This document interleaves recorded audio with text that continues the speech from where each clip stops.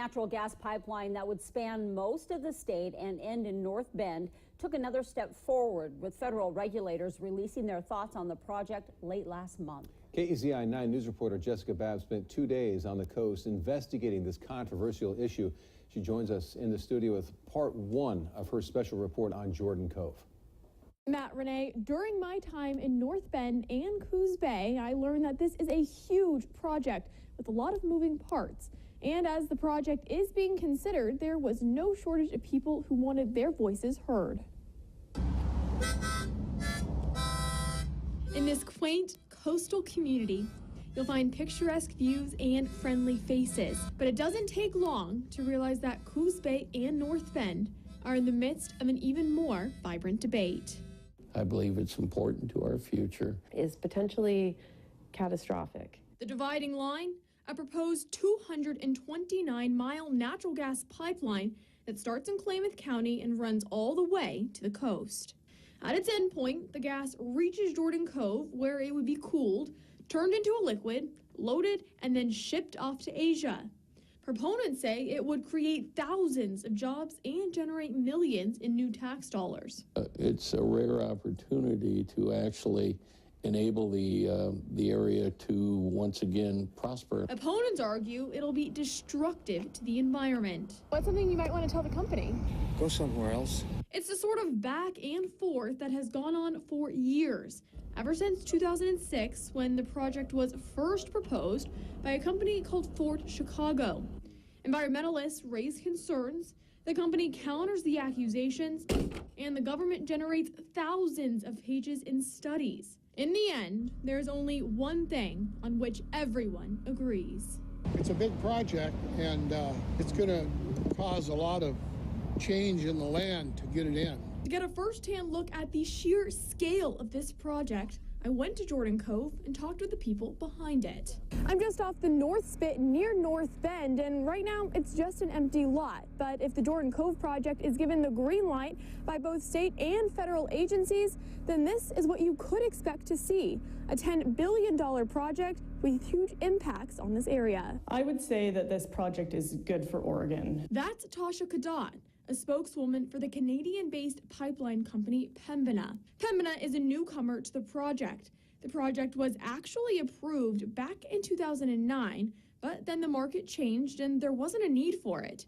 The company Veresen reapplied years later, but in 2016 it was denied a permit.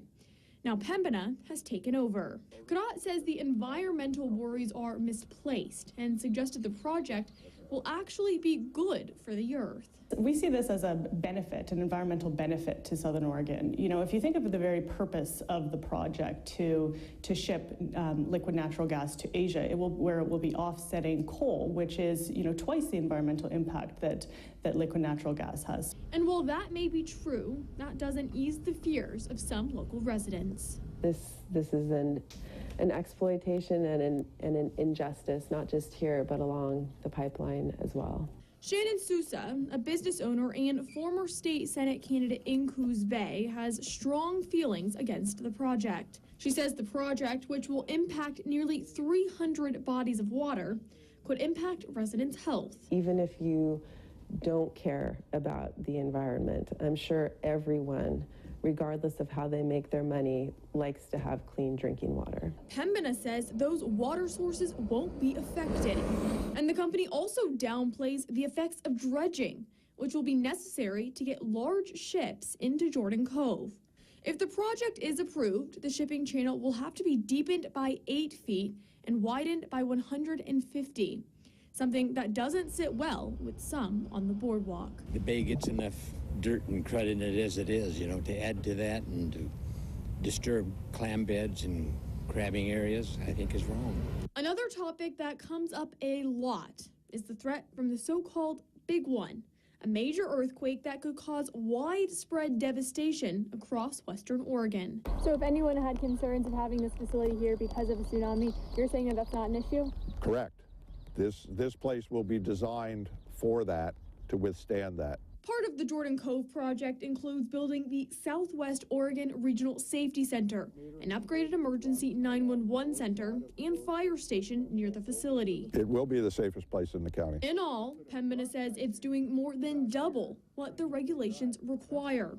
And the tide could be changing for the project. It's the home stretch for this project. The Federal Energy Regulatory Commission just released a draft environmental impact statement acknowledging that while the project would have significant impacts on the environment, many of them could be reduced. And some in the community say it's time to move things forward. This community was crushed by extreme environmentalism over the spotted owl. You know, the logging was greatly curtailed, and we need jobs down here. I just don't see it helping this area. Until regulators make the final decisions, the debate continues. A debate nearly 14 years in the making, with skepticism and support both running as deep as the pipeline that divides them. You can join the conversation. The public comment period for this project is still open. The deadline to submit your comments will be later this summer. In the studio, Jessica Babb, KEZI 9 News. Thank you very much, Jessica. It's a big issue, and coming up next week in part 2 of our series on the project, we will break down the economic impacts that it could have on the community.